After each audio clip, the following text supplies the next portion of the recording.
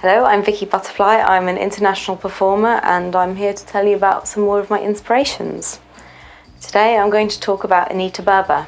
ANITA BERBER was a Weimar-era performance artist working in Europe and Berlin in the 1920s.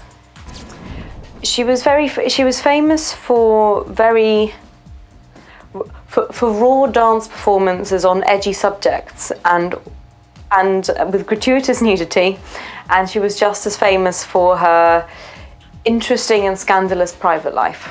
I think I'm very interested in ANITA BERBER, partly because she was a strong, independent female artist who very much lived life on her own terms, wherever that took her. But she was also very interesting. I wouldn't say exactly the cult of the celebrity, but just for people to watch her work, their knowledge of her life was integral, probably to their enjoyment of it as well.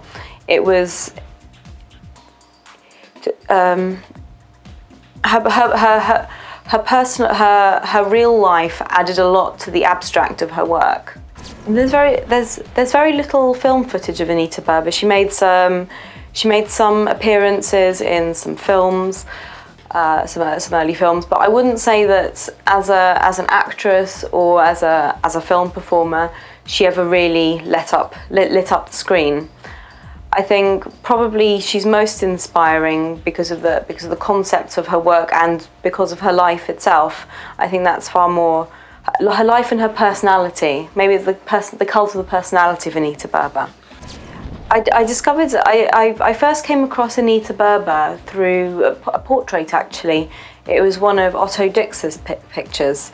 He was very famous for quite grotesque, but very beautiful portraits of real life performers of life in Weimar, Berlin. I think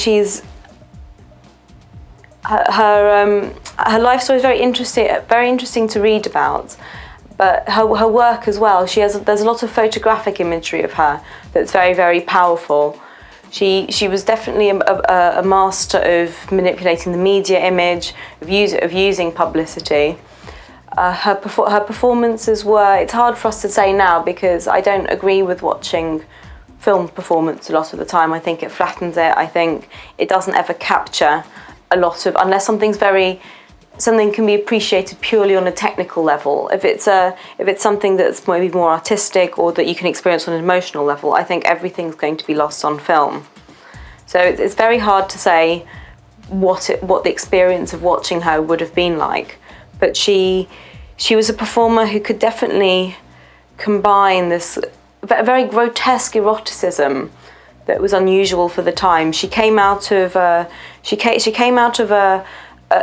training background as a trained lyrical dancer, and she used to perform a lot when she was very young and underage at what they were called beauty evenings. The type of dance it was where you'd have lots of people recreating very scantily clad or nude sculptural poses, very inspired by Greek statuary. It was meant to be very artistic and very tastefully nude. And I think the way she took her own work, it was more tribal, it was more raw, and it took that kind of, I suppose, the salacious idea that you're meant to be experiencing of a totally artistic and detached place to kind of to actually bringing it back down to the person, to the sexuality, to make it very hard for people to distance themselves from that. There's a book that's either called The 7 Addictions and 5 Professions of ANITA BERBER or The 7 Professions and 5 Addictions of ANITA BERBER. So I'm sure she had more than 7 addictions, but that is what it's called. And it's a collation of, it's the most complete collation I found of the bare facts about her life, her represented in art and the media. It's a very good starting point for maybe looking for more specific material. I think there's a lot more than there was in that book, but it's got the outlines. It's quite salacious. It deals a lot more with her personal life maybe than her actual work. But it does also give interesting places about what kind of dance she did, where it comes from, and places you might look for it.